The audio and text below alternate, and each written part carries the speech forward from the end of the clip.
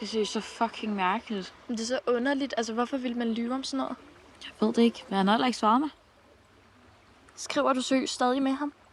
Ja. Altså, han siger, han har en god forklaring på, hvad han har gjort, og det vil han gerne forklare mig. Ej, please sig, du har tænkt dig at blokere ham. Hvorfor? Fordi han er et dårligt menneske. Han er sgu da ikke et dårligt menneske, når han har så mange følgere. Men det kan du jo ikke bedømme folk på.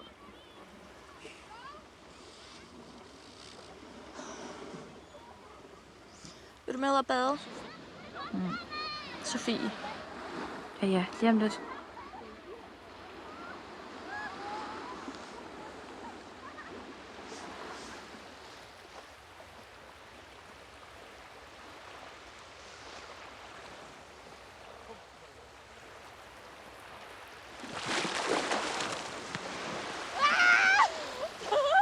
Hvad fuck laver du? Så er det så kedeligt, mand.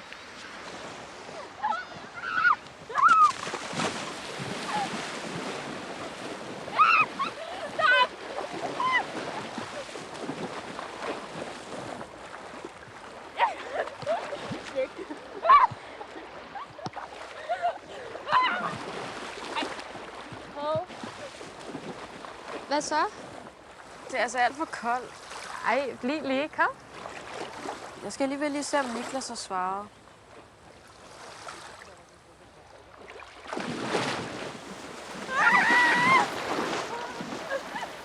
Fuck laver du? Det er jo bare klamt.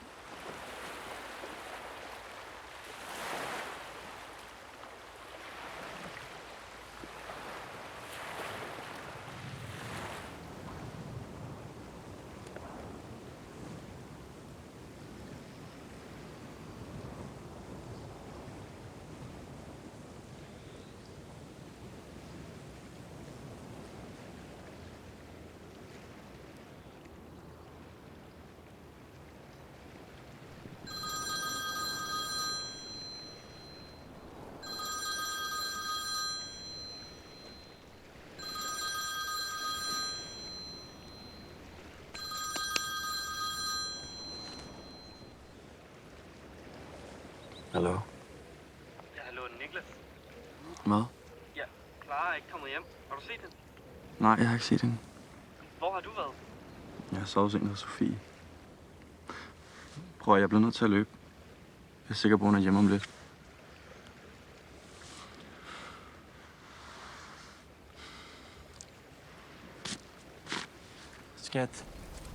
Skat, lad nu være, ikke? Skat, du overreagerer.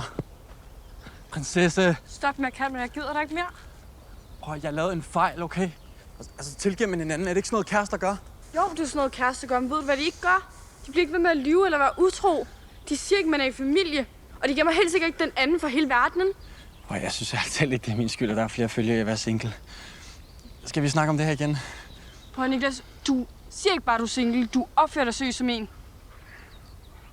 Så jeg begik en fejl, okay? En kæmpe fejl. Kæmpe fejl, ikke?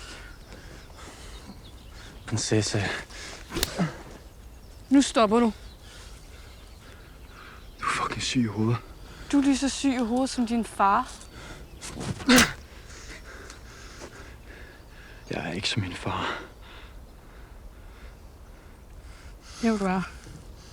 Bare vent til at fortælle alle om det her. Hvor mange tror du så, der vil følge dig? Hvor mange tror du kan score? Når alle finder ud af, at du er lige så fucking syg i hovedet som din fucking morderfar. Jeg er ikke som min far. Fatter du det?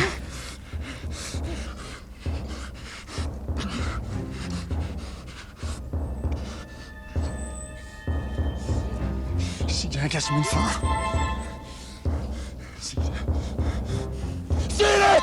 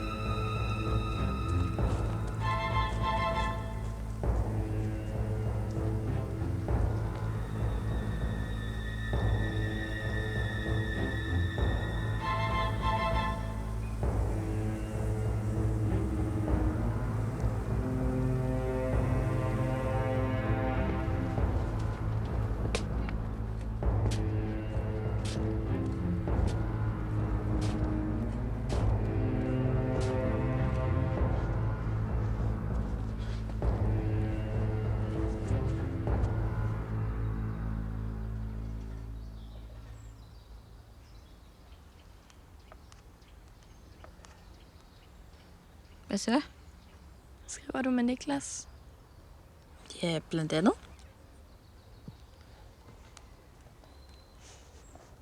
Hvad skriver I om? Prøv lige at se, hvor mange følgere jeg har fået. Det er jo helt sindssygt. Jeg burde næsten gøre min profil privat. Det ville også bare være et virkelig stort bitch move. Du snakker udenom. Kan vi ikke tage et billede, så det ligner, vi har det godt? Ej, stop. Ej, stop nu. Hvorfor? Fordi jeg gider ikke at få taget billeder. Fat det nu. Slap dog af, Julie. Kan du ikke bare sige, hvorfor? Nej, det er lige meget. Så det er så svært at fatte. Hvem er det?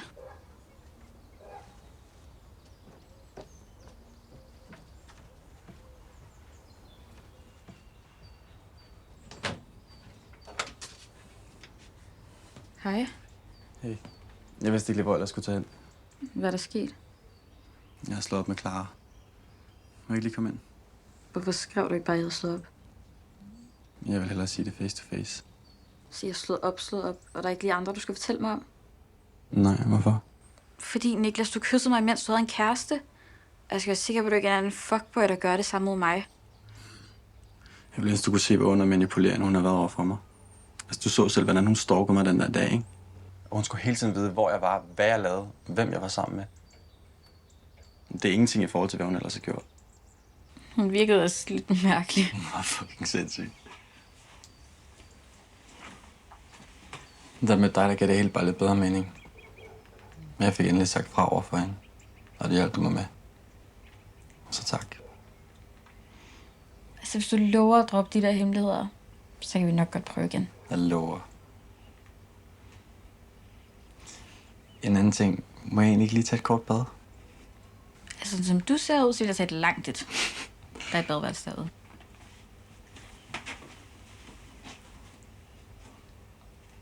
Laver du? Hvorfor lukkede du ham ind? Ja, når en lækker fyr banker på, så lukker man ham sgu da ind. Det er ikke sjovt. Altså, jeg mener det. Det er jo synd for ham. Det er det jo ikke. Altså, jeg gider ikke at have, han er her. Ej, stop, Julie. Hvordan er du blevet sådan der? Det ved du jo godt. Og hvad så, hvis du blev overfaldt? Der skete jo ikke noget. Altså, snak om det og kom videre. Men du lytter jo ikke. Jo, jeg gør. Så stop med at tale! Altså, det er ikke... Det var ikke dig, der blev overfaldt den aften. Det var ikke dig, der hørte den her kniv skære igennem dit tøj og kiggede ind i hans øjne, bange for, om han ville gøre det eller ikke. Og alle de klamme billeder, han tog af mig, det var ikke dig, det skete for. Og jeg stolede på ham, så bare lad være med at være så naiv, som jeg var. Jeg ved, at han lyver, og jeg kan mærke det. Så kan du ikke bare få ham ud af det her hus, tak? Altså, jeg er ked af, at du ikke kan lide ham. Men han lovede, der ikke ville være flere hemmeligheder. Julie, lad være med at gå. Julie!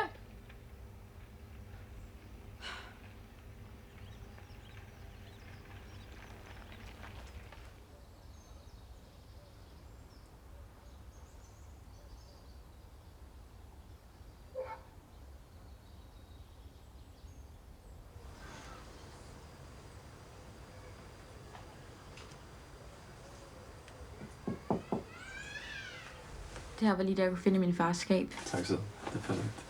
Må jeg sætte mig? Ja, selvfølgelig. Er du okay? Ja, det er bare Julie. Altså, vi skændes hele tiden. Og hun vil bare godt have, at jeg skal sige, at du skal gå. Har du tænkt dig at sige det så? Nej, selvfølgelig ikke. Det er bare, altså, vi tog til Bornholm for at hygge os. Men det har bare overhovedet ikke været hyggeligt. Jeg synes, det er meget hyggeligt. I lige måde.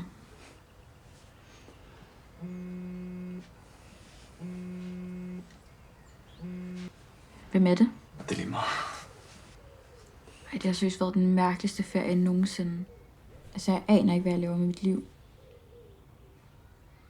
Hvad plejer du at gøre, når livet fucker med dig? Jeg tror bare, jeg prøver at tænke på noget positivt. Og så fokuserer jeg på det. Som hvad? Som for eksempel at møde den dejligste pige på Bornholm. Julie? Som om